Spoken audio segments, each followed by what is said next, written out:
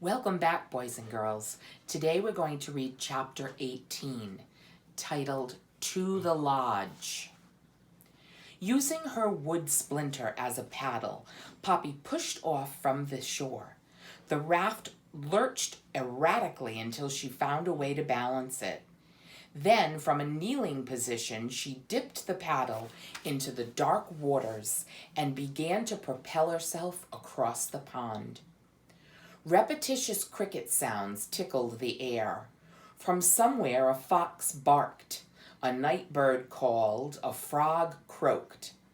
Above the spread of stars made Poppy think of a field of bright scattered seeds. The moon seemed to be as adrift as she. She gazed around, trying to get her bearings, trying to recall where the main lodge was. From the middle of the pond, everything seemed different. The moonlight did allow her to make out the humps of lodges as well as islands. They seemed all alike now. She had no idea which way to go. Poppy paddled some more, moving farther over the pond. Knowing she had to go somewhere, she chose at random and headed for one of the islands. From out of the darkness she heard a splash. Coming unexpectedly, it made her jump. The next moment, her raft began to rock wildly. Only by holding on tightly did she manage to keep from tumbling off. When the waters calmed, she strained to look through the darkness to determine what had caused the sound. She saw nothing. What if it were a beaver? Poppy wondered. Would it see her? Dimly, she made out an island to her left. Its small size drew her. It would be easy to search, but after Poppy took a few more strokes, the little island seemed to have moved. Not quite believing what her eyes were telling her, Poppy stared hard. Sure enough, even as she looked, the island shifted again. She gave a few more tentative paddle strokes. Suddenly, the island moved and raised its head. Poppy gasped. It was a beaver. She had almost paddled right into it. Then to her right there was another swell of water, and a second beaver broke the pond's surface. Poppy was between them. It was the darkness that hit her. "That you, Judy?" asked the newcomer. "It's me," grunted the first. "Who's that?" "Me, Joe." "What are you doing?" "Taking a swim to cool off. The lodge is hot." "Yeah, hard to sleep." "Hey, did you see that mouse?" Judy asked. "The one Cass caught?" said the beaver named Joe. "I was sleeping right next to his cage. What about him?" "What a pain," Judy said. "If it were up to me, I'd just give him a swat with the old tail." "Hey, you know Cass, progress without pain." "Right, sure," Joe said. "I'm going back." "Okay, see ya." The beaver named Joe swam off. Poppy paddled after him as hard as she could. Abruptly, he dove beneath the water. Poppy waited and watched for him to resurface. When he didn't, she understood what had happened. The beaver must have gone into the lodge through the underwater passageway. She scrutinized the area. Sure enough, a large mound stuck out of the water nearby. She paddled until she bumped against it, then deftly leapt from her raft to the lodge. The movement inadvertently kicked the raft away. She made a grab for it, but the wood chip had already floated out of reach. Resigned to being where she was, Poppy took a careful look around. The lodge was a mass of sticks, twigs, logs, leaves, and vines, tightly woven together and cemented with mud. It made her think of an upside-down bird's nest. Somewhere inside was rye. Her sense of urgency renewed. Poppy returned to the water's edge and wondered if she had the courage to swim down and find the lodge's entryway. When she reminded herself what a bad swimmer she was, she began to crawl about the lodge. She had to find a way to get in.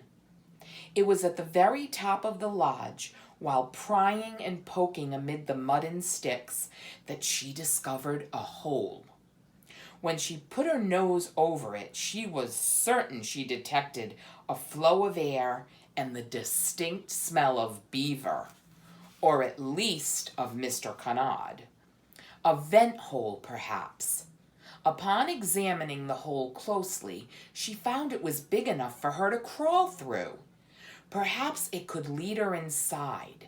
Nervous, she crept in head first. The hole was pitch black and slimy, with a sickening stench of rotting mud. It was hard to hold on. After going down a few inches, she paused. "How long is this hole?" she asked herself.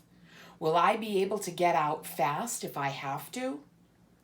What's going to be at the end of it? Do I really want to do this?" She answered herself in one word: Rye. I have to go and get Rye. She went on. To keep from falling, she pressed her paws tightly against the slippery sides. Down she went. It seemed endless. As it happened, she was concentrating so hard, she came to the end of the hole without realizing she'd reached it. Catching herself just in time, she peered down into the lodge. Such light as there was came from the occasional flashing glow of fireflies. At first, Poppy thought she was looking at nothing but lumpy earth. Only gradually did she see that right below her was a room full of sleeping beavers. She gasped. There were so many. Some lay on their backs, chins up. Their teeth seemed to glow like burning embers. Some beavers were flopped over others. Others lay on their bellies, tails occasionally flipping and flapping like loose flags. In their restless sleep, they kept shifting about, moaning, grunting, and growling. It was as if a large mass of mud had come seething alive. From her high perch, Poppy searched about for the cage Mr. Conrad had spoken of, the one in which Rye was being held. She found it tucked away in a corner. She even thought she saw Rye curled up in a ball, fast asleep. How was she going to get down to him? She dared not jump. If she did, she'd land right in the midst of the beavers. That was a risk she did not want to take. Then she remembered something she'd seen on the lodge roof vines. Perhaps she could lower herself down, but she'd have to work fast before the beavers awoke. Poppy clawed her way back to the lodge roof and searched for a vine. When she found two twisted about a stick, she took the longest. Working fast, she tied one end of the vine to a stick, and taking its free end in her mouth, she crept back down the hole. When she reached the end again, she lowered the vine. It dangled free, but it was impossible to see exactly how far down the vine went. Was it too far or not far enough? Poppy couldn't tell. Why was she risking her life this way? She asked herself. The same answer came as before: Rye. Taking a deep breath, her heart was beating madly. She grasped the vine tightly with her front paws, wrapped her rear legs and tail about it too, and headed down the vine head first. She reached the end. It was too short. She was dangling some 12 inches over the beavers. To go any farther, she would have to drop and land on a beaver's nose. The thought of it gave Poppy the shudders. As she tried to make up her mind what to do, Poppy's shoulders began to ache painfully. She had to either let go or go back up. She looked up. The vent hole seemed a very long way up. She looked down. The beaver seemed enormous and powerful. What would they do to her if she dropped on them? More and more nervous, her palms grew sweaty. She shifted her grip. The shifting made the vine sway slightly. She tried to stop it, but the swinging only increased. Suddenly she had an idea. Carefully she turned about. Now she held the vine just with her paws. Her legs and tail dangled. Poppy began to pump her rear legs hard. It made the vine sway even more. Back and forth she swung until she was moving in a great arc like a pendulum.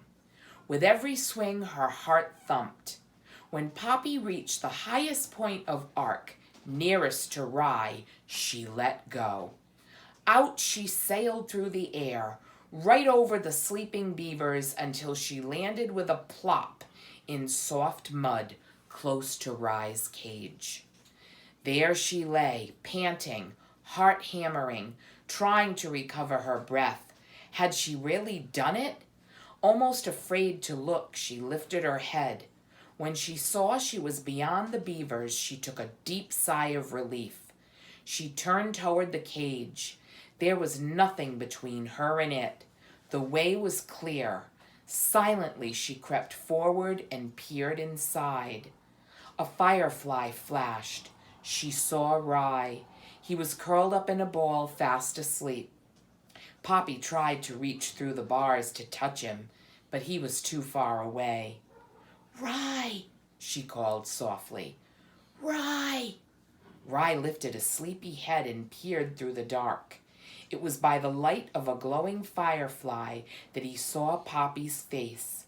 Astonished, he squinted, unsure if he was seeing it or was it a dream. But when Poppy said, "Oh, Rye, how glad I am to see you," he knew she was the most real creature he had ever seen. And that's the end of chapter 18.